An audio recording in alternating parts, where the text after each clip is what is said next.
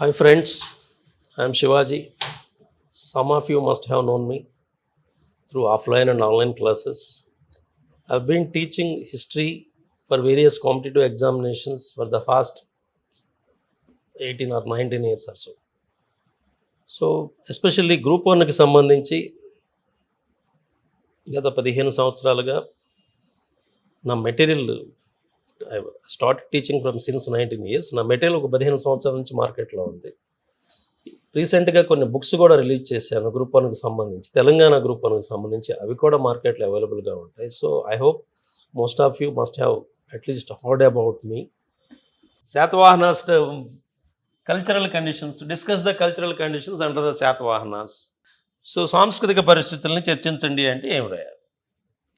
So what are the cultural conditions అంటే art and architecture, literature, వాటి గురించి మనం మాట్లాడుకోవాలి. సో మనకి ఈ కాలంలో ఆర్ట్ అండ్ ఆర్కిటెక్చరు మాట్లాడుకుంటే, సో వాస్తు అనేటువంటిది fundamentally most of the monuments of the Satavahana period belong to Buddhism. Satavahana యుగానికి సంబంధించిన ప్రధాన కట్టడాలన్నీ బౌద్ధానికి సంబంధించినవే. So obviously it was the most flourishing religion and the most popular religion period. Satavahana యుగంలో అత్యంత ప్రచారం పొందిన మతం, అత్యధిక పోషణను అనుభవించిన మతం ఏది అంటే బౌద్ధమే. కాబట్టి ఆబ్వియస్గా అక్కడ ఆ కాలం నాటి కట్టడాలన్నీ కూడా బౌద్ధానికి సంబంధించినవి. బుద్ధిస్ట్ ఆర్కిటెక్చర్లో, బౌద్ధ వాస్తులో మనకి స్తూప, చైత్య, విహార అని 3 రకాలు కనిపిస్తున్నాయి. సో స్తూపాలని ఆంధ్రప్రదేశ్ హిస్టరీ పుస్తకాల్లో చైత్యం అనడం, అమరావతి చైత్యం, మహాచైత్యం అంటారు. స్తూపాన్ని అలా పిలవటం కూడా కనిపిస్తుంది. కానీ to be specific, chaitya is totally different from stupa. Stupa అంటే ఏంటి? Stupa is a semi circular or dome shaped or egg shaped structure built over a small casket. ఇందులో బరిన కానీ క్యాస్కెట్ ఏదో పెడతారు, స్ఫటికంతో చేసింది. ఇందులో ఒక రెలిక్ పెడతారు.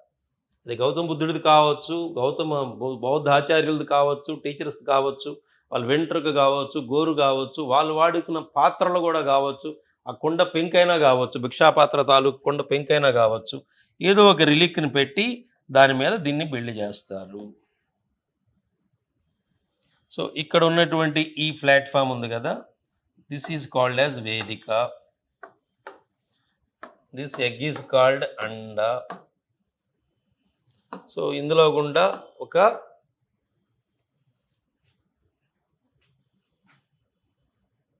ఇలా ఒక యోప అంటారు. ఒక వెదురు బొంగు కానీ, ఒక మెటల్ రాడ్ కానీ, వుడెన్ రాడ్ కానీ వెళ్తుంది. This is known as యూప.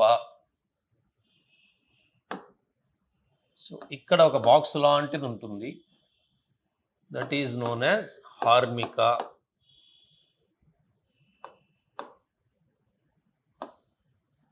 పైన ఇట్లా అంబ్రెల్లా షేప్డ్ ఫినిషింగ్ ఇస్తారు. These were known as chhatra. ఛత్ర అంటే గొడుగే కదా. సో ఇక్కడ వేదిక చుట్టూ డెవోటీస్ సర్కమాంబులేషన్, ప్రదక్షిణ చేసే విధంగా ఒక రైలింగ్ నిర్మిస్తారు. దట్ ఈజ్ నోన్ యాజ్ ప్రదక్షిణాపథం. సో చూడండి, మనకి హిందూ టెంపుల్ ప్రాక్టీసెస్ చాలా వరకు హిందూ మతాన్ని బౌద్ధం నుంచి చాలా వాళ్ళు అరువు తెచ్చుకున్నారు. ఇందులో కూడా కనిపిస్తున్నారు ప్రదక్షిణాపథం. ఇప్పుడు దేవాలయాల చుట్టూ తిరుగుతారు కదా, క్లాక్ వైజ్ డైరెక్షన్లో తిరగాలి, సవ్య దిశలో తిరగాలి, 3 సార్లు తిరగాలి, ఇటు చెప్తుంటారు కదా. సో బేసిక్గా ఈ పవిత్ర స్థలం చుట్టూ ఇలా ప్రదక్షిణ చేయటం అనేటువంటిది వాళ్ళు మొదలుపెట్టారు. దీన్ని ప్రదక్షిణాపథ అన్నారు.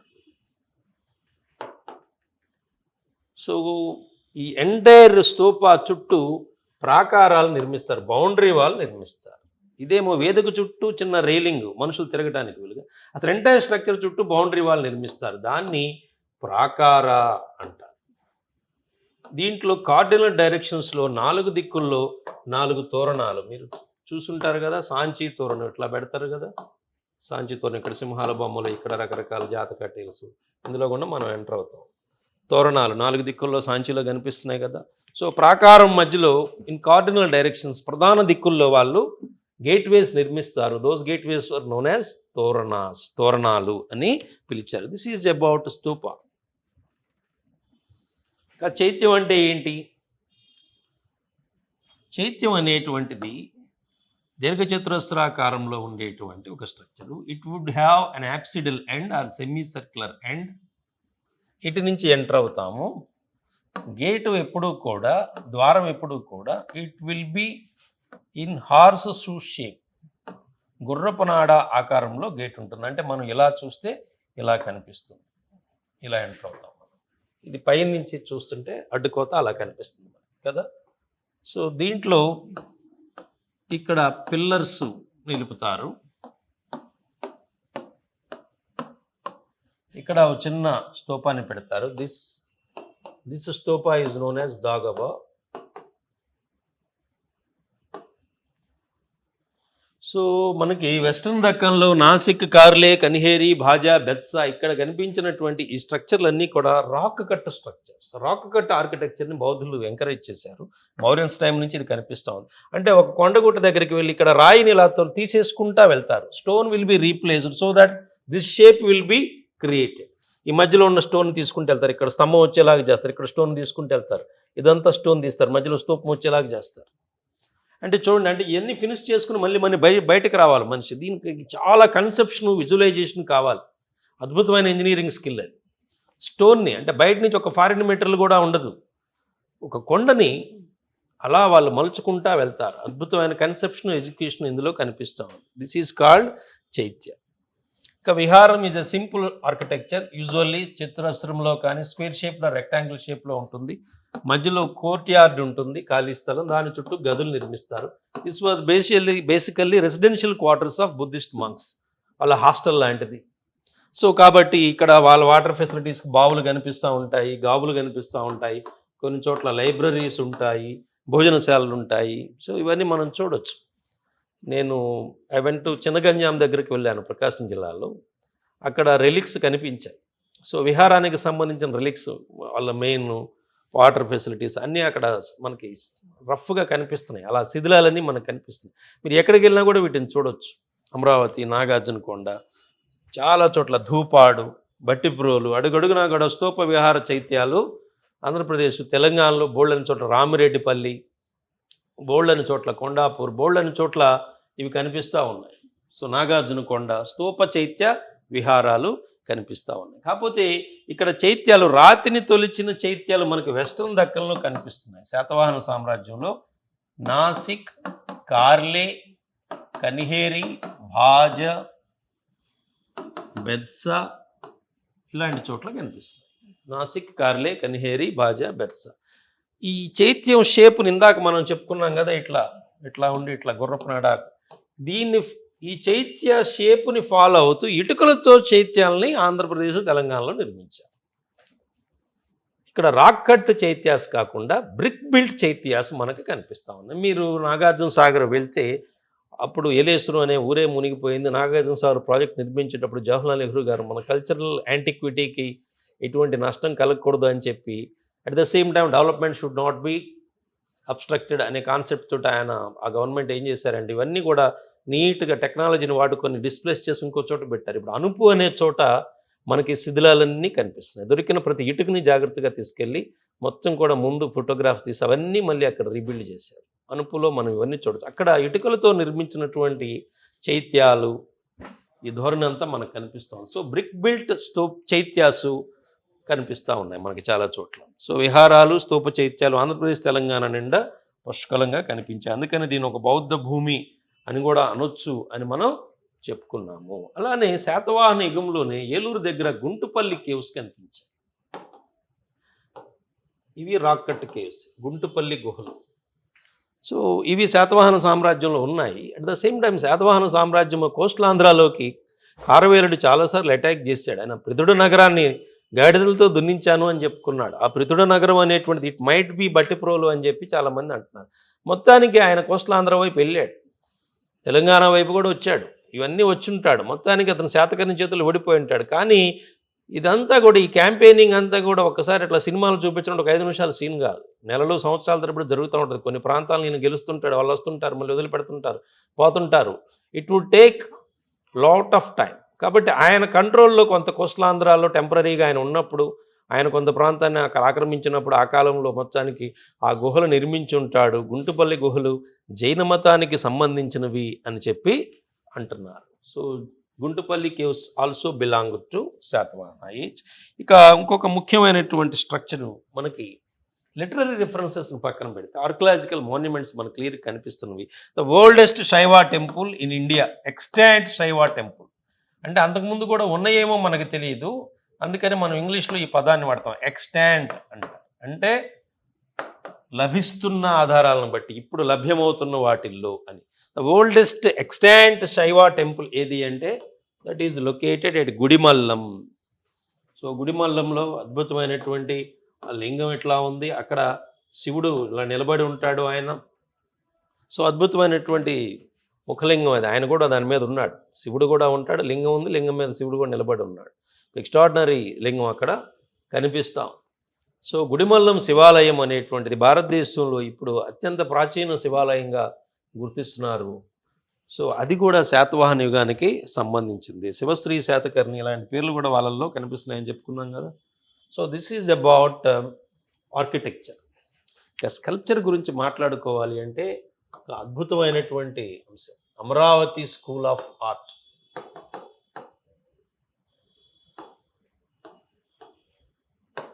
అమరావతి శిల్ప శైలి అనేటువంటిది ఈ కాలంలో వర్ధిల్లింది.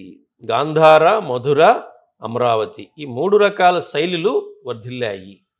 సో పోస్ట్ మోడర్న్ టైంలో కళల గురించి చెప్పమన్నప్పుడు గాంధార, మధుర, అమరావతి ఈ మూడింటిని అడుగుతుంటారు. మనకి అమరావతి శైలి అనేది శాతవాహనికంలోని సాంస్కృతిక పరిస్థితుల్లో కూడా దీన్ని మనం చెప్పుకోవాలి. సో ఆల్రెడీ చెప్పుకున్నాం కదా, గాంధార, మధుర, అమరావతి. ఇంకొకసారి రిమైండ్ చేసుకుందాం, నాకు ప్రాపర్గా గుర్తులేదు, అది లాస్ట్ క్లాస్లో కవర్ అయిందా లేదా, బట్ స్టిల్ చెప్పుకుందాం. సో గాంధార అనేటువంటిది ప్రధానంగా ఇప్పుడు కాందహార్ అనే పదంలో గాంధార అనే పదమే కాందహార్గా మారింది. ఆఫ్ఘనిస్తాన్ ప్రాంతంలో కాందహార్ ఉంది కదా, ఇప్పుడు కూడా అదే యాన్షియంట్ గాంధార, ఆ ప్రాంతమే. చుట్టుపక్కల కాందహార్, కాబూల్, గాందహార్, బామియాన్, బెగ్రామ్, హద్దా ఇలాంటి ప్లేసెస్ ఏవైతే ఉన్నాయో ఆ ప్రాంతాన్ని గాంధార అన్నారు. అంటే పాకిస్తాన్లో పెషావర్ దగ్గర నుంచి అటు ఆఫ్ఘనిస్తాన్ వరకు ఉన్నటువంటి ఒక ఏరియాని ఆ రోజుల్లో గాంధార అని పిలిచేవాళ్ళు. ఇది ఒక కల్చరల్ మెల్టింగ్ పాట్ లాంటిది. సిల్క్ రూట్ నుంచి వెస్ట్ ఏషియాకి వెళ్ళేటువంటి ట్రేడ్ అటుకుండా వెళ్ళేది, ఇండియా నుంచి, నార్త్ వెస్ట్ ఇండియా నుంచి సెంట్రల్ ఏషియాకి వెళ్ళే రూట్స్, ఇవన్నీ కూడా కలిసేటువంటి ఒక ఇంటర్సెక్షన్ లాంటి పాయింట్. మొదటి నుంచి కూడా ఇండో గ్రీక్స్, నానా రకాల వాళ్ళు అక్కడికి వచ్చి ఉంటా ఉండేవాళ్ళు, ఇండియన్స్ వెళ్తూ ఉండేవాళ్ళు. సో ఇది ఒక అన్నీ కలిసేటువంటి ఒక హైబ్రిడ్ కల్చర్కి సంబంధించిన ఒక కల్చరల్ జంక్షన్ లాంటిది, ఒక ఇంటర్సెక్షన్ లాంటి మెల్టింగ్ పాట్ లాంటి ఏరియా. కాబట్టి ఆ ధోరణే మనకి అక్కడ కూడా కనిపిస్తూ ఉంది. సో ఇక్కడ అన్ని రకాల మెటీరియల్స్ వాడారు. స్టక్కో అనే మెటీరియల్ ప్రామినెంట్గా కనిపిస్తూ ఉంది. స్టక్కో అనేది ఒక విధమైన సున్నపురాయి. ఇక్కడ బౌద్ధ మతానికి సంబంధించినటువంటి శిల్పాలు ప్రధానంగా కనిపిస్తున్నాయి. ఇక్కడ బుద్ధుణ్ణి అపోలో స్టైల్లో, గ్రీకు రోమన్ అపోలో స్టైల్లో చెక్కారు. అంటే అద్భుతమైనటువంటి దేహ నిర్మాణాన్ని ప్రదర్శించారు. బాడీ లైన్స్ క్లియర్గా కనిపించడం, ఒక ట్రాన్స్పరెంట్ డ్రాపరీ, దేహం కనబడేలాంటి ఒక డ్రాపరీ. సో ఈయన హెయిర్ స్టైలు చాలా ప్రత్యేకంగా ఇట్లా wavy hair style. So Greeks అపోలోకి ఎలాంటి ఇచ్చారో అలాంటి వేవీ హెయిర్ స్టైలు ఇక్కడ కనిపిస్తూ ఉంది. సో హెయిర్లో పైన మళ్ళీ ఒక పిలకముడి పెట్టారు. This is called ushnisha.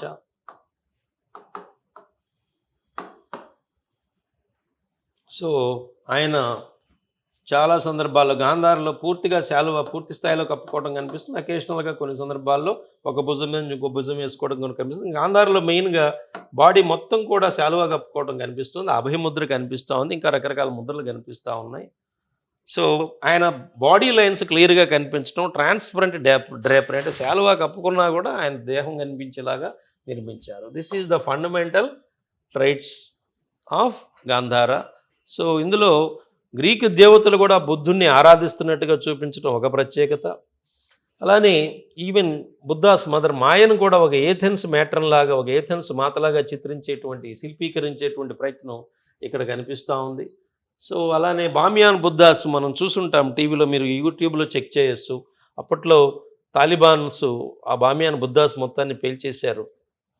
So ఆ తాలిబాన్స్ అలా కల్చరల్ వ్యాండలిజానికి గురయ్యారు, చాలా బాధ కలిగించారు ప్రపంచానికి అప్పట్లో. సో ఆ బామియాన్ బుద్ధాసు చాలా ప్రత్యేకమైనటువంటి జైగాంటిక్ స్కల్ప్చర్స్, పెద్ద పెద్ద కొండల్లో అలా బౌద్ధ ప్రతిమలను చెక్కుకుంటా వెళ్ళారు. ఆయన మొత్తం ల్యాండ్స్కేప్ని అంతా అలా ఓవర్సీ చేస్తున్నట్టుగా ఉంటుంది. అవి ప్రత్యేకమైన శిల్పాలు, అవి ఒక ప్రత్యేక తరగతికి చెందినవి. So this is about Gandhara. Mathura అనేటువంటిది ఇండిజినస్ స్కల్ప్చరల్ స్టైల్ అనొచ్చు. ఉత్తరప్రదేశ్లో ఉన్న మధురా చుట్టుపక్కల అది డెవలప్ అయింది. మెయిన్లీ కుషానాసు, గాంధార, మధుర రెండింటినీ కూడా కుషానాసు డెవలప్ చేశారు. సో మధురాలో ప్రత్యేకత ఏంటి అంటే ఇక్కడ రిలీజియస్ థీమ్స్, సెక్యులర్ థీమ్స్ రెండూ కూడా అక్కడ శిల్పాల్లో మనకి కనిపిస్తూ ఉన్నాయి. సో రిలీజియస్లో చూసుకుంటే మధుర మొదటి శైలి జైన మతానికి సంబంధించిన లాగా కనిపిస్తూ ఉంది. జైన తీర్థంకరుల శిల్పాలు మనకు కనిపిస్తున్నాయి. So that forms the first stage of the evolution of Mathura school అంటున్నారు. ఆ తర్వాత బుద్ధిస్టు ప్రతిమలు కనిపించాయి, ఇక హిందూ ప్రతిమలు కూడా కనిపించాయి. సో చాలా డైవర్సిటీ మనకు అక్కడ కనిపిస్తూ ఉంది. Apart from that Kushana chiefs, రాజులు, వాళ్ళ ప్రతిమలు కూడా మనకు దొరికాయి. మధురా దగ్గర మట్ విలేజ్లో హెడ్లెస్ కనిష్కా స్టాట్యూ కూడా మనకి దొరికింది. సో ఇవన్నీ కూడా చాలా ప్రత్యేకమైనటువంటి అంశాలు. రిలీజియస్ స్కల్ప్చరు, సెక్యులర్ స్కల్ప్చరు రెండూ కనిపించాయి. సో జైన ఇక్కడ మళ్ళీ ఆయా దేవతలను ఆ ప్రత్యేక లక్షణాలను చూపించారు. జైన తీర్థంకుల్ని వాళ్ళ స్పెసిఫిక్ ఫీచర్స్ తోటి. వృషభనాథుడు అనేటువంటి ఆయన ఫ్లోయింగ్ హెయిర్, ఇక్కడ దాకా అపరిచితులా జుట్టు పెట్టుకుని ఉంటాడు వృషభనాథుడు, ఆయన్ని అలానే చూపించారు. సో ఇట్లాంటివి కనిపిస్తూ ఉన్నాయి. నేకెడ్నెస్ చూపించారు జైన తీర్థంకరుల శిల్పాల్లో. అలానే హిందూ మైథాలజీలో ఉన్నటువంటి దేవతలు కూడా సరస్వతి మ్యాన్స్క్రిప్ట్తో కనిపిస్తూ ఉంది. సరస్వతి అనేటువంటి ఆవిడ, కుబేరుడు ఒక పాట్ బెల్లీ తోటి, వైన్ మేట్స్ తోటి, అతను ఎప్పుడు పార్టీ మోడ్లో ఉన్నాడు. అక్కడ పెద్ద బాణపొట్ట వేసుకొని ఆయన స్నేహితులతోటి అలా మద్యపానం చేస్తూ కనిపిస్తున్నాడు. సో అది is a very prominent feature of Kubera, the spot belly అనేటువంటిది. ఇట్లాంటివన్నీ కూడా మనకి ఇక్కడ కనిపిస్తున్నాయి. హిందూ దేవతలను కూడా, హిందూ మైథాలజీ ప్యాంథియన్కి సంబంధించిన అంశాలను కూడా వాళ్ళ స్పెసిఫిక్ ఫీచర్స్తో చూపించడం కనిపిస్తూ ఉంది. ఇక బుద్ధుడి గురించి మాట్లాడుకుంటే గాంధార్ స్టైల్కి భిన్నంగా ఇక్కడ హెయిర్ స్టైల్ కనిపిస్తూ ఉంది. సో మొత్తం కూడా క్లీన్ షేవ్ చేసి ఇక్కడ ఒక ఉష్ణీషం, ఇక్కడ మాత్రమే జుట్టు ఉంది, ఇదంతా కూడా గుండు, పిలక మాత్రమే ఉంచి మిగతా అంతా నున్నగా గీగటం ఒక ప్రత్యేకమైన లక్షణం. So Gandhara style, Amaravati style కూడా తర్వాత మధురాలో కొన్ని విగ్రహాలు దొరికాయి, కానీ ఈ కాలంలో ప్రధానంగా ఇది ప్రధానంగా కనిపిస్తాం. So clean shave in head except this ushnisha. Ushnisha మాత్రమే ఉంచారు, అక్కడ మాత్రమే అలా చుట్టారు, పాము చుట్లాగా చుట్టి పెట్టారు. ఇదంతా కూడా నున్నగా ఉంటుంది. ఇలాంటి ఒక ప్రత్యేకమైన ధోరణి కనిపిస్తూ ఉంది. అలానే శాలువా యూజువల్గా మొత్తం కాకుండా, గాంధారంలో మొత్తం కప్పుకున్నట్టు కాకుండా ఇలా ఎడమ భుజం మీదకి శాలువా, కుడి సంఖ మీద నుంచి ఎడమ భుజం మీదకి వెళ్ళినట్టుగా శాలువా కనిపిస్తూ ఉంది. ఇలా డ్రాపరీ అనేది, సో ఇట్లా covering the left shoulder, covering one shoulder and passes below another shoulder అని రాసుకోవచ్చు. ఇట్లా వెళ్ళటం మనకు కనిపిస్తుంది. అభయ ముద్రలు, అన్ని రకాల ముద్రలు ఇక్కడ మనకి కనిపిస్తూ ఉన్నాయి. This is about Mathura style. తలలేని కనిష్కుడి విగ్రహాన్ని ఖచ్చితంగా మెన్షన్ చేయాలి. ఇక అమరావతి శైలి గురించి మాట్లాడుకుంటే ఇక్కడ మధురాలో వాళ్ళు వాడిన స్టోన్ ఏంటి అంటే శాండ్ స్టోన్. ఆ చుట్టుపక్కల, మధురా చుట్టుపక్కల దొరికేటువంటి ఇసుకరాయినే వాళ్ళు ప్రధానంగా అక్కడ వాడారు. గాంధారలో ప్రధానంగా మనకి స్టక్ ఒక విధమైన సున్నపురాయి కనిపిస్తూ ఉంది, ఇక్కడ శాండ్ స్టోన్ కనిపిస్తూ ఉంది. ఇక అమరావతి గురించి మాట్లాడుకుంటే అమరావతిలో ప్రత్యేకమైన అంశం ఏంటి అంటే మార్బుల్ను వాడటం ఒక ముఖ్యమైనటువంటి అంశం. సో పాలరాయి, సో అంత బాగా వాళ్ళు దాన్ని అంత బలంగా తమ భక్తిని చాటుకునే ప్రయత్నం చేశారు. పాలరాతితో ఇక్కడ శిల్పాలు నిర్మించారు. సో ఇక్కడ ఉన్నటువంటి ప్రత్యేకమైనటువంటి అంశం ఏంటి అంటే డైనమిజం, అంటే చలనశీలత, లైవ్లీ మూమెంట్స్, వైటల్ మూమెంట్స్, కదలికలు, చైతన్యపూరితమైన కదలికలు, జీవత్వం ఉట్టిపడే కదలికలు. ఈ డైనమిజం అనేటువంటిది అమరావతి శైలి ప్రత్యేక లక్షణంగా మనం చెప్పుకోవాలి. గాంధారలో, మధురలో చూడండి, అవన్నీ అలా ఫ్రీజ్ అయినట్టుగా ఉంటాయి. రిలీఫ్స్ కూడా ఎక్కడన్నా కనిపించిన ఫ్రీజ్డ్ రిలీఫ్స్ లాగా ఉంటాయి. బుద్ధుడు ప్రధానంగా కూర్చొను, నిలబడు, పడుకోను ఇట్లా కనిపిస్తాడు వాటిల్లో. ఇక్కడ అలా కాదు, పెద్ద హోల్ సీన్స్, అవి కూడా ఫుల్ ఆఫ్ డైనమిజం ఉన్నటువంటి సీన్స్. ఒక ఊరేగింపు దృశ్యం, అంటే ప్రజల కదలికలు, అక్కడ వాళ్ళ భావోద్వేగాలు ఇవన్నీ చూపిస్తారు. స్నానం చేస్తూ ఉంటే స్త్రీలు కొంతమందికి జలకాలు ఆడుతుంటే అది కూడా చాలా డైనమిక్గా చిత్రించారు, శిల్పీకరించారు. కాబట్టి ఇక్కడ వైటల్ మూమెంట్స్,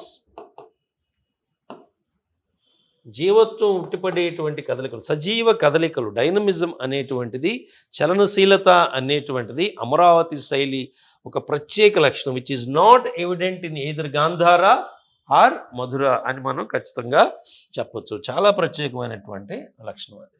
ఇక depiction of human emotions,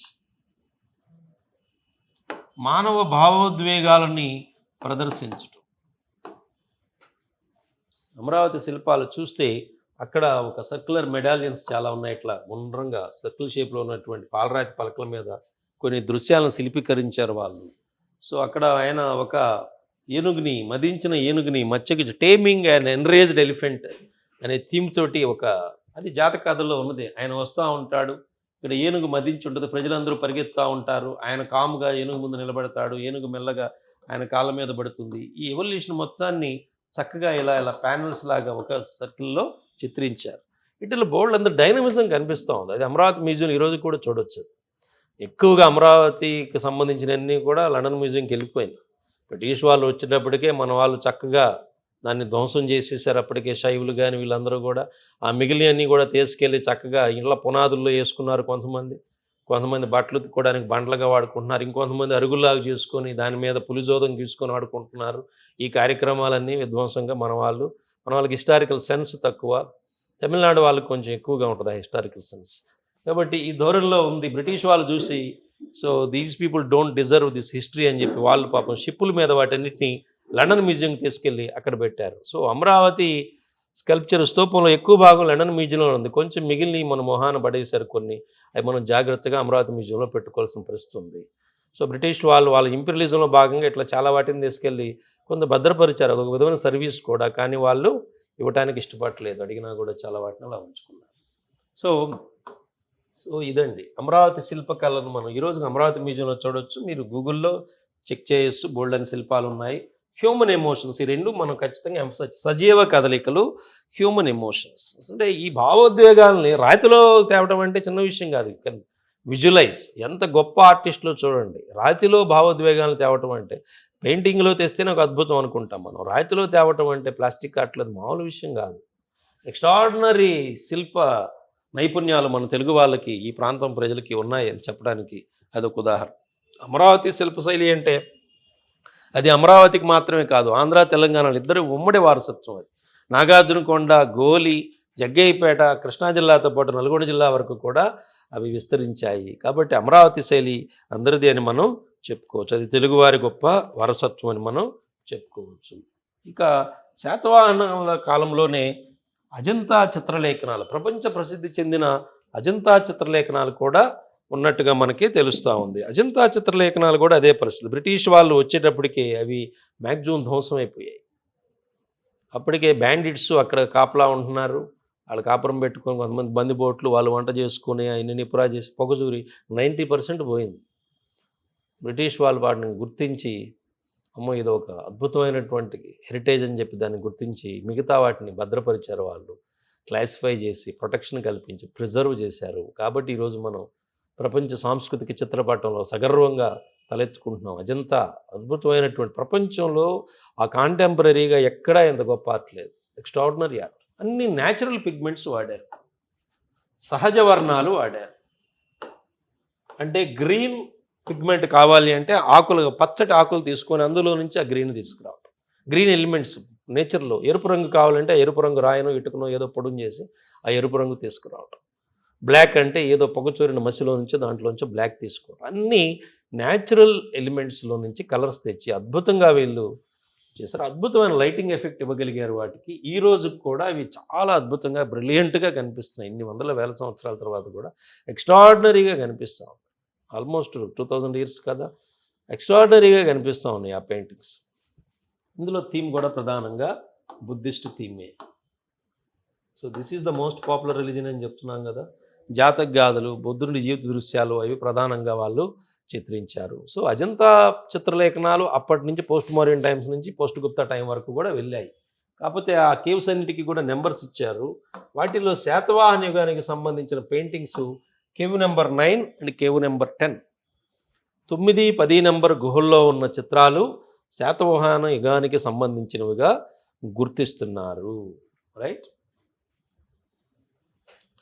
so this is about the cultural conditions. ఇందులో సాహిత్యం గురించి చెప్పుకోవాలి. గతంలో గ్రూప్ వన్లో ఆంధ్రప్రదేశ్ గ్రూప్ వన్లో కంబైన్డ్ స్టేట్లో ఇచ్చారు.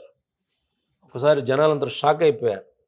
Discuss the development of Telugu under the Satavahana. Sir Telugu literature under the Telugu literature అనగానే 11వ శతాబ్ది నిర్ణయించి కదా అనేటువంటి ధోరణిలో ఉన్నారు. లేదా అంతకుముందు ఏవో పద్య శాసనాలు కొన్ని అద్దంకి శాసనం అయ్యి చదువుకున్నారు. కానీ శాతవాహన యుగంలో తెలుగు భాషా సాహిత్యాల వికాసం ఒకసారిగా షాక్ అయిపోయారు. 10 మార్కులకు రాసే డేటా దానికి ఉంది. ఫస్ట్ ఏమేమి భాషా సాహిత్యాలు వికసించాయో చెప్పుకుందాం. మొదట సాంస్క్రిట్ చెప్పుకుంటే, ఈ కాలంలో మహాయాన సాహిత్యం అంతా కూడా సంస్కృతంలోనే ఉంది. ఆచార్య నాగార్జునుడు అద్భుతమైనటువంటి సాహిత్యాన్ని సృష్టించాడు. Suhrullekha, it is a friendly letter. Suhrullekha is a friendly letter between Acharya Nagarjuna and Yajnashri Satakarni. Acharya నాగార్జునుడికి యజ్ఞశ్రీ శాతకర్ణికి మధ్య నడిచిన ఒక ఆధ్యాత్మిక సంవాదమే అందులో మనకి కనిపిస్తూ ఉంది. ఆయన కొన్ని ప్రశ్నలు అడిగి దీనికి కొంత ఎక్స్ప్లెనేషన్ ఇచ్చాడు. Suhrullekha is a friendly letter, spiritual correspondence between Acharya Nagarjuna and Yajnashri Satakarni అని మనకి తెలుస్తూ ఉంది. అలానే మహాయానానికి సంబంధించిన ఒక important foundational text which is known as Madhyamika కారిక.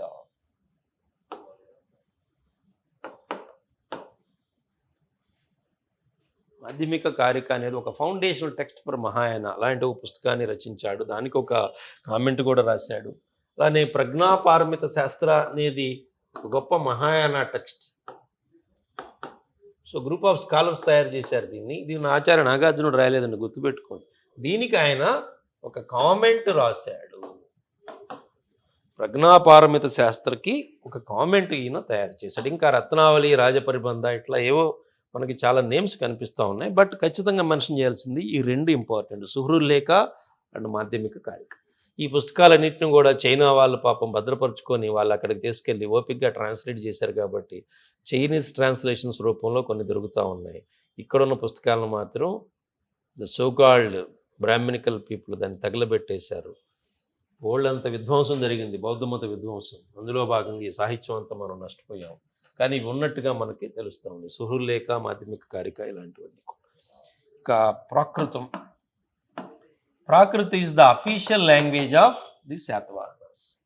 కొంతల Satakarni సంస్కృతాన్ని అధికార భాషగా చేశాడు. ఆ స్టోరీలంతా మనం చదువుకొని నవ్వుకోవడానికి చెప్పుకోవడానికి బాగుంటాయి, కానీ హిస్టారిసిటీ లేనట్టుగా తెలుస్తుంది. కొంతల శాతకర్ణి నిజంగా ప్రాకృతాన్ని నెగ్లెక్ట్ చేసి ఆయన సంస్కృతాన్ని అధికార భాషగా చేసుంటే మరి అక్కడి నుంచి ఆయన టైం నుంచి సంస్కృతంలో శాసనాలు రావాలి. అఫీషియల్ లాంగ్వేజ్ అంటే inscription should be issued in that language only కదా, అది లేదు కదా. వాళ్ళ శాసనాలన్నీ ప్రాకృతంలోనే ఉన్నాయి. కాబట్టి ఖచ్చితంగా మనం ఏం చెప్పాలి అంటే ప్రాకృతమే వాళ్ళ అధికార భాష. ప్రాకృతంలో ఒక క్లాసిక్ వచ్చింది, దాన్ని ప్రాకృతంలో ఏమన్నారు, సత్తసై అన్నారు.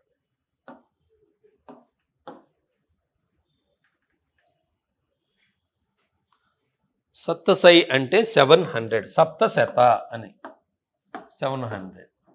సో దీన్ని సాంస్క్రిటైజ్ చేసి మనం వీ కాల్ ఇట్ యాజ్ గాథ సప్తశతి. 700 కథలు మనకు కనిపిస్తున్నాయి. సో ఇవన్నీ కూడా రూరల్ ఫోక్ టేల్స్, పాస్టరల్ బ్యాక్గ్రౌండ్తో గ్రామీణ నేపథ్యంలో ఉన్నటువంటి శృంగార జానపద గాథలు అని చెప్పాలి. ఎరోటిక్ టేల్స్ అవన్నీ కూడా ప్రధానంగా.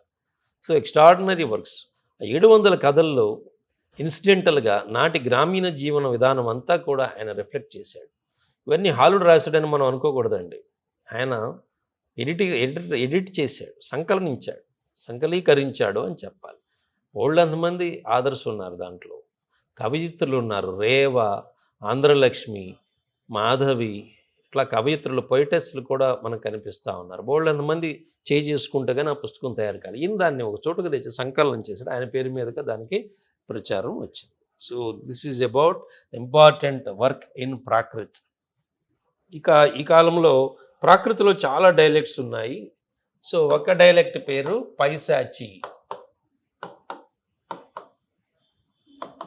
సో పైశాచి ప్రాకృతిలో గుణాఢ్య అనేటువంటి వాడు బృహత్కథ అనేటువంటి పుస్తకం రాసినట్టుగా మనకి తెలుస్తూ ఉంది.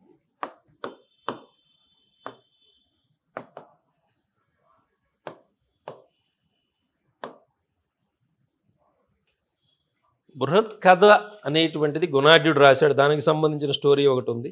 అది కూడా మళ్ళీ కుంతల శాతకర్ణికి సంబంధించిందే కదా. కుంతల శాతకర్ణి వీళ్ళందరూ ప్రాకృత మీడియం. ఆయనకు ఒక భార్య సాంస్క్రిట్లో ఎక్స్పర్ట్ ఒక ఆమె కనిపిస్తూ ఉంది. సో వాళ్ళిద్దరూ కూడా ఒకరోజు జలకాలాడుకుంటా ఉన్నారు. ఈయన కొంచెం మొరటగా ఆమె మీద మరీ ఎక్కువగా నీళ్ళతో కొడతా ఉన్నాడు. ఆమె ఊపిరాడట్లేదు. ఆమె సాంస్క్రిట్లో మోదకాయ స్తాడయా అంది. మోదకాయ స్తాడయా అంటే మోదకం అంటే ప్రాకృతంలో ఉండ్రాల్లోనే అర్థం ఉంది. ఇప్పుడు కూడా మహారాష్ట్రలో మరాఠీ ప్రాకృతంలో మోదకాలు అంటారు, ఉండ్రాలను మోదక్స్ అంటుంటారు. సో మోదకాలు ఉండ్రాలు తెప్పించమందేమని చెప్పి ఆయన ఉండ్రాలు తెప్పిస్తే ఆమె పక్కపక్క నవ్వింది. ఈయన కన్ఫ్యూజ్ అయ్యాడు. తర్వాత అర్థమైంది సరిగా తప్పుగా అర్థం చేసుకున్నాడని. మా ప్లస్ ఉదకహ ప్లస్ తాడయ. ఉదక అంటే నీరు, తాడ అంటే కొట్టడం, మా అంటే డోంట్ అని సాంస్క్రిట్లో మా అనేది ప్రతిదానికి పెడతాడు. మా don't beat me with water. మో ప్లస్ ఉదకహ ప్లస్ తాడయ, మోదకై తాడయ అని ఒక పెద్ద సమాసాన్ని ఆమె వాడింది, ఒక పెద్ద ఫ్రేజ్ని. ఈయన కన్ఫ్యూజ్ అయ్యాడు. ఎప్పుడైతే ఆమె నవ్విందో, అందరి ముందు నవ్వింది, ఆయన చాలా ఫీల్ అయ్యాడు. వేరే చిలకెత్తల ముందు నవ్వింది కాబట్టి ఎట్లాగైనా సంస్కృతం నేర్చుకోవాలని ఆయన తీర్మానించుకున్నాడు. అప్పుడు సంస్కృతాన్ని చాలా కష్టమైన భాష, అది నేర్చుకోవాలంటే నీకు 6 years పట్టిద్దని ఆయన ఆస్థానంలో ఉన్న గుణాఢ్యుడు చెప్పాడు అని. అప్పుడు ఇంకొక ఆయన వచ్చేసి శర్వవర్మ అనేటువంటి ఆయన 6 సంవత్సరాలు అవసరం లేదు, 6 నెలల్లో నేను నేర్పుతాను, I will make you expert in 6 months అని చెప్పి ఆయన చెప్పాడని వీళ్ళిద్దరికి మాట పెరిగిపోయి ఇద్దరు ఒక బెట్ కాసుకున్నారు. The waged a bet. What is that bet? Gunadhya challenged that if Sharvavarma would be able to learn Sanskrit or teach Sanskrit to Kuntala Satakarni in 6 months, he will get himself exiled from the kingdom. నేను ఈ రాజ్యాన్ని వదిలేసి సొంతంగా ప్రవాసం వెళ్ళిపోతాను, ఈ ఊరు ఈ దేశం వదిలిపెట్టిపోతాను, ఈ రాజ్యం వదిలిపెట్టిపోతానని చెప్పి గుణాఢ్యుడు ప్రమాణం చేశాడు, ఛాలెంజ్ చేశాడు. శర్వవర్మ నిజంగానే అన్నట్టుగానే 6 months షార్ట్ టర్మ్ కోర్సు ఒకటి తయారు చేశాడు. 6 నెలల్లో మన వాళ్ళు కనుక ఒకసారిగా గ్రూప్ 1 సిలబస్కి అన్ని సబ్జెక్ట్స్ ఎక్స్పర్టైజ్ సాధించినట్టు ఈయన సాంస్క్రిట్లో 6 monthsలో సాధించాడు. సో రాజుకి అర్థం కావడం కోసమే ఒక కన్సైజ్ సాంస్క్రిట్ గ్రామర్ తయారు చేశాడు. That is known as Katantra. Katantra వ్యాకరణం. కాతంత్ర వ్యాకరణం. వ్యాకరణం అనే పుస్తకాలు ఉంటుంది కానీ దాని పేరు Katantra. Katantra is a concise Sanskrit grammar. ఈ పుస్తకం మనకు దొరకట్లేదు, కానీ ఈ పుస్తకం ఉన్నట్టుగా రెఫరెన్సెస్, ప్రస్తావనలు కనిపిస్తూ ఉన్నాయి. సో సంస్కృత గ్రామరు అనగానే మోస్ట్ స్టాండర్డ్ బుక్ ఈ రోజుకి కూడా పాణినీస్ అష్టాధ్యాయి అండి. పాణినీస్ అష్టాధ్యాయి ఎప్పటిది?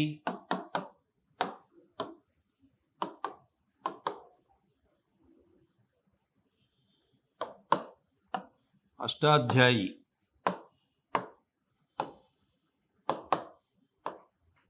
ఎప్పటివాడు? పాణిని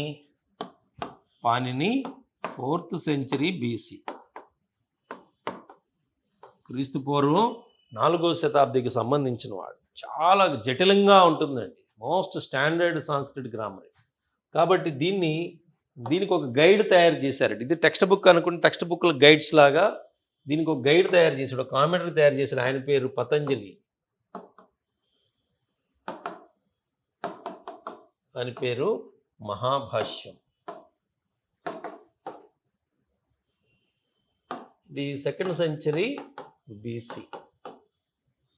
చూడండి, ఇది మౌర్యానంతరిగానికి సంబంధించిన పుస్తకం. మౌర్యానంతరిగంలోనే మనకు ఫస్ట్ టైము ఒక సాంస్క్రిట్ ఇన్స్క్రిప్షన్ కనిపిస్తూ ఉంది. అంతమంది ఫారినర్స్ సాంస్క్రిట్ నేర్చుకునే ప్రయత్నం చేస్తున్నారని దాని అర్థం. వాళ్ళు ముఖ్యంగా షకాసు సాంస్క్రిట్లో ఇన్స్క్రిప్షన్స్ చేశారంటే వాళ్ళు దాన్ని ప్రమోట్ చేశారు. దమనట్ టైంకి వచ్చేటప్పటికి సంస్కృతంలో శాసనం వేసేసారు. కాబట్టి వాళ్ళు ఇక్కడ నేటివైజ్ అవ్వబోతున్నారు, ఈ కల్చర్లో అసిమిలేట్ అవ్వడానికి ట్రై చేస్తున్నారు. దానికోసం వాళ్ళు గౌరవాన్ని పొందడం కోసం సంస్కృతం నేర్చుకునే ప్రయత్నం కూడా చేస్తున్నారు. సో ఇప్పుడు వీళ్ళందరూ సంస్కృతం నేర్చుకోవాలనుకుంటున్నారు కాబట్టి దాన్ని కొంచెం కస్టమర్ ఫ్రెండ్లీగా మార్చాల్సిన అవసరం ఏర్పడింది ఆ సమాజానికి ఆ టైంలో. అందుకని మౌర్యానంతర యుగంలోనే ఈ జటిలమైన అష్టాధ్యాయికి ఒక కామెంటరీ మహాభాష్యం రూపంలో వచ్చింది. భాష్యం అంటేనే కామెంటరీ, మహాభాష్యం. దీనికంటే ఇంకా ఈజీ మెథడ్ ఈయన సృష్టించాడు మన ఆయన శర్వవర్మ మన సౌత్లో.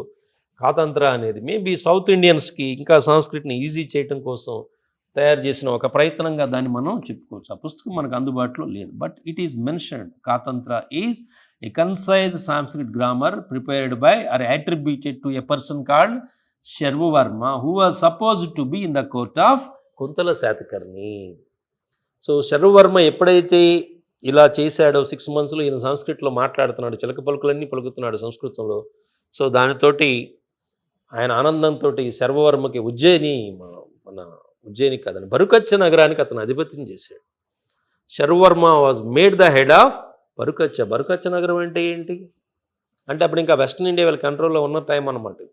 బరుకచ్చ నగరం the most flourishing port on the west Coast. పశ్చిమ తీరంలో అద్భుతంగా రాణిస్తున్నటువంటి ఓడరేవు అది కదా. తూర్పు రోమన్ సామ్రాజ్యంతో సాగే వాణిజ్యం అంతా అందులో కూడా సాగుతూ ఉంది. ఒక అద్భుతమైనటువంటి రేవు పట్టణం అది, బోల్డ్ అంత ఇన్కమ్ వస్తుంది. దానికి ఆయన చేశాడు. మరి గుణాఢ్యుడి పరిస్థితి ఏంటి పాపం? ఆయన అనుకున్న మాట ప్రకారం పందెంలో ఓడిపోయాడు కాబట్టి సెల్ఫ్ ఎక్సైల్ విధించుకుని రాజ్యాన్ని వదిలేసి అడవుల్లోకి వెళ్ళిపోయాడు. అడవుల్లోకి వెళ్ళిపోయి బాధతో తీవ్రంగా తను తాను మదించుకుంటా ఉన్నాడు. రాజు కూడా అవమానించాడు. అలాంటి పరిస్థితుల్లో వెళ్ళిపోయాడు ఆయన. సో కళాకారుడికి కోపం వచ్చిందంటే ఆ కోపం కూడా కళరూపాన్ని తీసుకుంటుందండి. దాన్ని కెదారసిస్ అన్నాడు అరిస్టాటిల్. సాగర సంగమం సినిమాలో కమలాసన్కి ఎమోషన్ వచ్చినప్పుడల్లా డ్యాన్స్ చేస్తూ ఉంటాడు.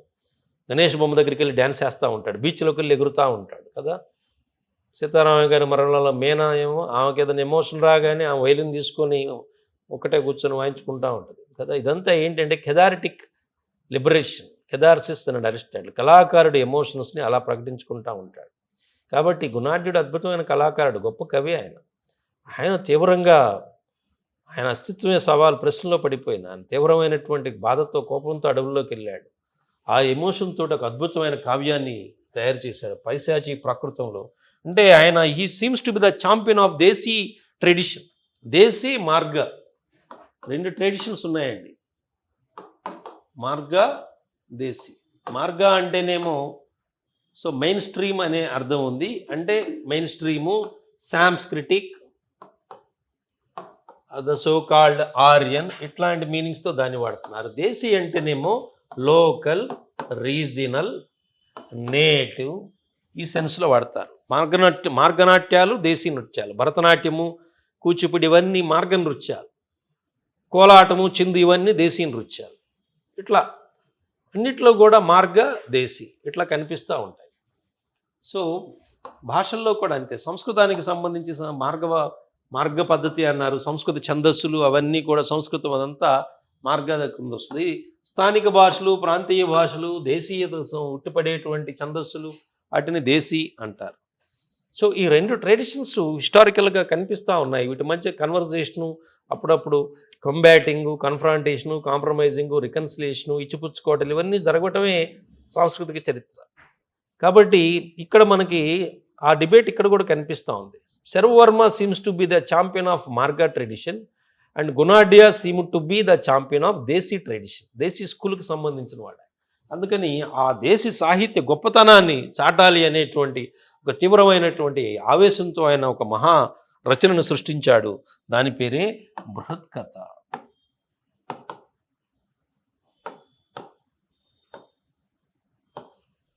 సో ఇది ఖచ్చితంగా ఫోక్ ట్రెడిషన్కి సంబంధించిందే. ఖచ్చితంగా దేశీ సంస్కృతి, జానపద సంస్కృతి, అంటే ప్రజల్లో ప్రచారంలో ఉన్నటువంటి రకరకాల కథల్ని ఎప్పటి నుంచో ఉన్నటువంటి అన్నింటిని తీసుకుని ఆయన దాన్ని రచించాడు. బృహత్ కథ, గ్రేట్ స్టోరీ, దాన్ని తయారు చేశాడు. తయారు చేసి మళ్ళీ ఆస్థానానికి వచ్చాడు. రాజుగారికి ఈ దేశీ భాష గొప్పతనాన్ని, తన పాండిత్యాన్ని, తన సృజనను చూపిద్దామని వచ్చాడు. ఆయనేమో సంస్కృత మొత్తులో ఈయన అవమానించాడు. ఇంకా హర్ట్ అయిపోయాడు. కళాకారుడు చాలా సెన్సిటివ్గా ఉంటాడు. వెంటనే హర్ట్ అయిపోయి గుణాఢ్యుడు ఫ్రస్ట్రేషన్ తోటి ఆ బృహత్కథను తగలబెట్టడం మొదలుపెట్టాడు. ఆ తాళపత్రాలన్నీ అట్లా నిప్పుల్లో పోస్తే ఎంతసేపు కాసేపట్లో తగలబెడిపోతుంది. అలా తగలబెడతా ఉంటే ఆయన శిష్యులు వచ్చి, గురువుగారు ఇది మహారచన, ఇతను ఒప్పుకుంటే ఏంటి, ఒప్పుకోకపోతే ఏంటి, ఇది భవిష్యత్తుకు కావాలని దాన్ని కాపాడే ప్రయత్నం చేశారు. అప్పుడు ఒక చాప్టర్ మాత్రమే మిగిలిందంట, మిగతా బుక్ అంతా తగలబడిపోయింది. దాన్ని చాప్టర్స్ని లంబకాలు అని పిలిచారు. ఒక్క లంబకం మాత్రమే మిగిలింది. ఆ కొంచెం బృహత్కథను బేస్ చేసుకునే తర్వాత కాలంలో మనకి బృహత్కథ మంజరి అని క్షేమేంద్రుడు అని ఆయన రాశాడు, కథా సరిత్సాగరం అని సోమదేవ సూరి రాశాడు. ఇట్లాంటి పుస్తకాలన్నీ ఈరోజు అందుబాటులో ఉన్నాయి. సో బృహత్కథలో ఉన్న కోర్ బేస్ చేసుకుని తర్వాత పుస్తకాలు వచ్చాయి. ఒరిజినల్ బుక్ ఆ పైశాచి భాష ఏంటో దానికి సంబంధించిన ఆ అద్భుతమైన పుస్తకం మనకి పోయింది. పైశాచి ప్రాకృత గ్రంథం పోయింది. కానీ ఆ పుస్తకం ఉన్నట్టుగా మనకు తెలుస్తూ ఉంది. పైశాచి ప్రాకృత్ అనేటువంటి ఒక డైలెక్ట్ ఉంది, అది ఈ ప్రాంతానికి సంబంధించింది. అందులో ఒక అద్భుతమైన రచన ఈయన చేశాడనే విషయం మనకు తెలుస్తూ ఉంది. ఇక వాట్ అబౌట్ తెలుగు? పాత గ్రూప్ 1 ఎగ్జామినేషన్లో అడిగారని చెప్పుకున్నాం కదా, మన వాళ్ళందరూ ఒక్కసారిగా షాక్ అయిపోయారండి. అమ్మో ఇదేంటి అనుకున్నారు. తెలుగు భాష అప్పుడు ఎందుకంటే అది ఎందుకు ఇచ్చారంటే దానికి కంటెక్స్ట్ ఉంది. సో అప్పుడు క్లాసికల్ లాంగ్వేజ్ స్టేటస్ ఇస్తూ ఉన్నారు, తమిళనీళ్ళు తెచ్చుకున్నారు. దాంతో తెలుగు వాళ్ళు కూడా మాకు కూడా ప్రాచీన భాష హోదా ఇవ్వాలి అని చెప్పి కొన్ని ఆధారాలు చూపించి అది తెచ్చుకునే ప్రయత్నం జరుగుతున్న రోజుల్లో ఇది బాగా వచ్చింది, దీని మీద డిస్కషన్ జరిగింది. ఆ కంటెక్స్ట్లోంచి వచ్చిన ప్రశ్న. సో తెలుగు ప్రాచీన భాష హోదా ఎందుకు వచ్చిందంటే తెలుగు ఎప్పటి నుంచో ఉంది. 11th సెంచరీలో అది ఒక మార్గ సాంప్రదాయంలో వచ్చిన ఒక మహాగ్రంథంతో మొదలు కాలేదు, అంతకు ముందు నుంచే అది ఉంది. ఒక లిఖిత రూపంలో మార్గ సంప్రదాయంలో వచ్చిన ఒక సాహిత్యంతోనే తెలుగు భాషా సాహిత్యాలు మొదలు కాల. అంతకుముందు కూడా భాష ఉంది, భాష మొదటి నుంచి ఉంటుంది. నన్నయ్య ఆదికవి, వాగను శాసనుడు అతను భాషను సృష్టించాడు. వీళ్ళంతా నానా చెత్తంతా రాసిపడేశారు, అవన్నీ అబద్ధాలు. భాష ఎప్పటి నుంచో ఉంటుంది, ఏ కవి భాషను సృష్టించలేడు. భాష మహాశక్తి. తెలుగు భాష ఎప్పటి నుంచో ఉంది అనేటువంటి విషయాన్ని ప్రూవ్ చేశారు వేటూరు ప్రభాకర శాస్త్రి గారు. ఆయన ఏం చేశారు అంటే అమరావతి స్తూపం మీద నాగభూ అనేటువంటి ఒక పదం కనిపించింది. సో తెలుగులో ఉందంటే తెలుగు లిపి కాదండి, అది ఏదో పాత ప్రాకృత బ్రాహ్మీ లిపిలో ఏదో రాశారు. ఈ నాగభూ అనే దాంట్లో ఈ భూ అనేది తెలుగు భాషకు సంబంధించిన లక్షణం. నాగ అనేది ఒక నౌను, అది దాన్ని పక్కన పెడితే అది సంస్కృతంలో అయిన నాగా అని రాయొచ్చు, తెలుగులో అయిన నాగా నౌను. కాబట్టి భూ అనేటువంటిది ఖచ్చితంగా తెలుగు భాషకు సంబంధించింది అని ఆయన తెలుగు భాషలో ప్రథమా విభక్తులు ఉన్నాయి కదా, డుమువులు ప్రథమా విభక్తి అని చిన్నప్పుడు చదువుకునేవాళ్ళు కదా. తెలుగు భాష లక్షణం ఏంటి? ఏ పదానికని విచరిస్తే అది తెలుగు పదం అయిపోతుంది. రామ అని సంస్కృతంలో ఉంటే మనం రాముడు అంటాం. ఆయన అశోక అని పెట్టుకున్నారు, మనం చక్కగా అశోకుడు అంటున్నాం. అలానే సర్ప అని సంస్కృతంలో ఉంటే సర్పము అంటాం. శత్రు అని సంస్కృతంలో ఉంటే శత్రువు అంటాం. దేనికైనా లూజరిస్తే అది బహువచన ప్రత్యయం, బహువచన ప్రత్యయం జరిస్తే బహువచనం అయిపోద్ది కదా. రాజు అని ఉంటే రాజులు అంటాం, ప్రధానికి లూ చేరుస్తాం బహువచనం కావాలంటే. ఇవి ప్రథమా విభక్తి తెలుగు భాష లక్షణాలు.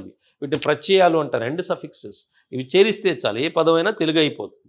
నన్నయ్య చేసింది కూడా అదే యాక్చువల్గా. సంస్కృత పదాలన్నీ తీసుకొచ్చి వాటికి తెలుగు ప్యాంట్లు దొడిగి ఇదంతా తెలుగు భాష అనే ప్రయత్నం చేశాడు. సో ఇందులో ఈ మూ అనేది ఏదైతే ఉందో దానికి సంబంధించినటువంటి పూర్వరూపం ఏది? ఈ భూ అనేదే ఉంబు, ఉమ్ము, ము, సున్నా ఇలా మారుతా వచ్చింది. సర్పభు, సర్పంబు, సర్పమ్ము, సర్పం ఇట్లా మారుతా వచ్చింది. ఈ భూ అనేది it is a proto form of మూ. తెలుగు భాషలో విభక్తి ప్రత్యయానికి సంబంధించిన ఒక పూర్వరూపం అక్కడే ఉంది, కాబట్టి తెలుగు భాష అప్పుడే ఉంది అని చెప్పి వేటూరు ప్రభాకర శాస్త్రి గారు వాదించారు. అది బోల్డెన్ పుస్తకాల్లో అన్నింటిలో వచ్చేసింది. ఈ మధ్య తెలంగాణ స్కాలర్స్ దీని మీద బాగా రీసెర్చ్ చేసి వాళ్ళు ఏమన్నారు అంటే ఇది తప్పు. నాగబుద్ధి అనే పదం ఇది. ఈ బుద్ధిలో ఈ ధి అనేది ఛందస్సు ప్రకారం నెక్స్ట్ లైన్లో ఎందుకో రాశారు వాళ్ళు, ఇక్కడ వదిలేసి. ఇట్లా అన్సైంటిఫిక్గా దీన్ని విభజించారు రకరకాల కారణాలతో. ఈ బుద్ధి అనే పదం ఇక్కడ వచ్చింది కాబట్టి దీన్ని తీసుకెళ్ళి దీనికి గెలిపి ఈయన ఇంటర్ప్రెట్ చేశాడు, ఇది కరెక్ట్ కాదు, ఇక్కడ విభజించాలి, నాగ బుద్ధి. ఈ బుద్ధిలో ధీ రెండో లైన్లోకి వెళ్ళేటప్పటికి ఈయన దీ రెండింటిని అశాస్త్రీయంగా కలిపేసి శాస్త్రి గారు ఇది విచిత్రమైన వాదన చేశారు. కాబట్టి తెలుగు పదం అమరావతి స్తూపం మీద కాదు, అది తెలంగాణలో కనిపించింది మొదటి తెలుగు పదం. ఎంతకంటే ముందే ఉన్నటువంటి తెలుగు నాణ్యాలు ఇక్కడ కొండాపూర్ అనేటువంటిది ఒక మింట్ సెంటర్ అప్పట్లోనే, అక్కడ బోల్డెన్ తెలుగు నాణ్యాలు దొరికాయి తెలంగాణలో. వాటిల్లో మనకి నారయ, గోబద ఇట్లాంటి చీఫ్స్ లోకల్గా ఉన్నటువంటి రాజుల పేర్లు కనిపించాయి, అవే తెలుగు పదాలు. గోబదానే గోపయ్య, నారదయాన నారయ్య, సమవాప సమ్మయ్య ఇప్పుడు కూడా ఉంది కదా ఇక్కడ. సో నారద, గోపయ్య ఇవి తెలుగు సంస్కృతం ప్రాకృతం కాకుండా ఇంకో ప్రత్యేకమైనటువంటి భాష ఆ నాణేల మీద కనిపిస్తుందని చెప్పి చాలామంది స్కాలర్స్ అన్నారు. అక్కడ కనిపించింది తెలుగు భాషకు సంబంధించిన పూర్వరూపమే. అవి తెలుగు వాళ్ళ పేర్లే. ఈ నారయ, గోపయ్య ఇవన్నీ గోబద, నారయ ఇవే తెలుగు పదాలు, మొదటి తెలుగు పదాలు అని చెప్పి ఈరోజు తెలంగాణ స్కాలర్సు ఆర్గ్యూ చేస్తున్నారు. ఎవరికి నచ్చినట్టు వాళ్ళు రాసుకోవచ్చు. ఏబిపిఎస్సి వాళ్ళు అలా రాసుకోవచ్చు, టీజీపీఎస్సి వాళ్ళు ఇలా రాసుకోవచ్చు. రెండు ప్రజెంట్ చేసి బ్యాలెన్స్డ్గా కూడా రాయొచ్చు, మీ చాయిస్.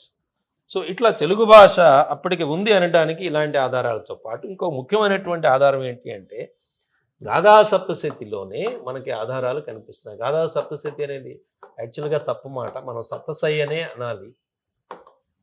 కానీ ఎగ్జామినేషన్లో గాథా సప్తశతి అనే రాయండి. ఎందుకంటే విద్యావాడికి తెలియలేదనుకోండి మనం ఏం చేయలేము. ఆ వాల్యుయేషన్ ఎలా ఉంటుందో, వాళ్ళ స్థాయి ఏముంటుందో, వాళ్ళు ఎట్లాంటి అప్రోచ్తో ఉంటారో మనకంతా మళ్ళీ తర్వాత గందరగోళం అవుతాం. కాబట్టి సప్తశై అని రాసి బ్రాకెట్లో గాథా సప్తశతి అని రాయచ్చు. తెలిసినటువంటి ఎవాల్యుయేటర్ చాలా ఆనందిస్తాడు, డీప్ సబ్జెక్ట్ ఉంది అని చెప్పి. సో ఇందులో గాథా సప్తశైలో ఆయన బోల్డని తెలుగు పదాలు వాడాడు. అత్త, అమ్మి, ఇంగ్లీష్లోనే వేరే తెలుగు పదాలు. పాడి, పొట్ట, అద్దం, అందం ఇలాంటి పదాలన్నీ వాడాడు. ఇది సంస్కృతం కాదు, ప్రాకృతం కాదు, అచ్చ తెలుగు పదాలు ఇవన్నీ కదా. ఇవి ఎందుకు వెళ్ళాయి ఈ ప్రాకృత పుస్తకంలోకి అంటే వీటికి ప్రాకృత మీడియంలో రాస్తున్న పుస్తకంలో ఈ పదాలు వచ్చాయి అంటే ఆ పుస్తకం చదివేవాడికి ఈ భాష అర్థమైపోద్ది. ప్రాకృతం వాళ్ళకి కూడా ఈ పదాలు అర్థమవుతాయి. అంటే అంత పాపులారిటీ తెలుగు భాషకు ఉంది. ఇప్పుడు ఆక్స్ఫర్డ్ డిక్షనరీ తీసుకోండి, బోల్డ్ అని ఇండియన్ టర్మ్స్ వెళ్ళిపోయాయి కదా. బిర్యానీ, చట్నీ, కర్రీ, సమోసా, బోల్డ్ అని పదం. కర్మ, ఎవ్రీవన్ ఈజ్ టాకింగ్ అబౌట్ కర్మ. This is my karmic debt అంటున్నాడు ఒబామా. దిస్ ఈజ్ యువర్ కర్మ, దస్ ఈజ్ బ్యాడ్ కర్మ అంటున్నారు వాళ్ళు. సో ఇది Indian word, typical Indian word. కర్మ అనేది సంస్కృతం నుంచి అన్ని భాషల్లోకి వచ్చింది. అది బ్రిటిష్ వాళ్ళు ఇక్కడ వాళ్ళు బాగా అంటించుకున్నారు. అది కర్మ అనేది వాళ్ళు కూడా తీసుకెళ్ళి ప్రపంచం అంతా అంటించారు. అంటే ఒక పదానికి విస్తృతమైన ప్రాచుర్యం లభించినప్పుడే అది లెక్సికోగ్రఫీలోకి వెళ్తుంది, లెక్సికన్స్లోకి వెళ్ళగలిగింది. సో ఈ పదాలన్నీ ఇందులోకి వచ్చాయి అంటే అవి ప్రాకృత మీడియం వాడికి కూడా అర్థమవుతున్నాయి. అంటే తెలుగు భాషకు అంత ప్రాచుర్యం ఉంది, ఆ పదాలు అంత విపరీతమైన ప్రాచుర్యాన్ని పొందాయి కాబట్టి అవి వెళ్ళాయి. పైపట్టు టార్గెట్ ఆడియన్స్ కూడా తెలుగు వాళ్ళు అయి ఉంటారు, ఇక్కడ ఉన్నటువంటి వాళ్ళు. కాబట్టి ఇక్కడున్న భాష అదే, తెలుగు భాష అప్పటికే ఉంది, తెలుగు పదాలు క్లియర్గా కనిపిస్తున్నాయి గాథా సప్తశతిలో అని ప్రూవ్ చేశారు. ఇంకొకటి ఏంటి అంటే గాథా సప్తశతిలోని ఇంటర్నల్ ఎవిడెన్స్ ఇంకా చాలా ఉంది, అంతర్గత ఆధారం, సాక్ష్యం చాలా ఉంది. ఆయన సంస్కృత ప్రాకృతాలకు భిన్నంగా ఒక దేశీ భాష ఉంది ఇక్కడ. There is a desi tongue which is different from Sanskrit and Prakrit అని కూడా ఆయనే మెన్షన్ చేస్తున్నాడు. There is a Desi language which is different from Sanskrit and Prakrit. That was referred to in Gada Saptasati. అందులో ఆయన క్లియర్గా చెప్తున్నాడు. అందులో examples కూడా ఇస్తున్నాడు. ఏం చెప్తున్నాడు ఆయన? బాగా ఏపుగా పెరిగిన పంట పొలాన్ని చూసి ఒక రైతు పరవశించి పాడుకున్నాడు. A farmer looking at a fully grown harvest he went into an elated mood and began to break into a song in desi language. దేశీ భాషలో పాడుకుంటున్నాడు, తన ఆనంద పారవస్యాన్ని దేశీ భాషలో పాట రూపంలో వ్యక్తపరిచాడు అంటున్నాడు. ఇంకొక చోట దూరదేశం వెళ్ళిన భర్తను తలుచుకొని ఒక విరహోత్కంఠిత తన విరహ బాధని పాట రూపంలో పాడింది. ఆ పాట దేశీ భాషలో ఉంది అని చెప్తున్నాడు.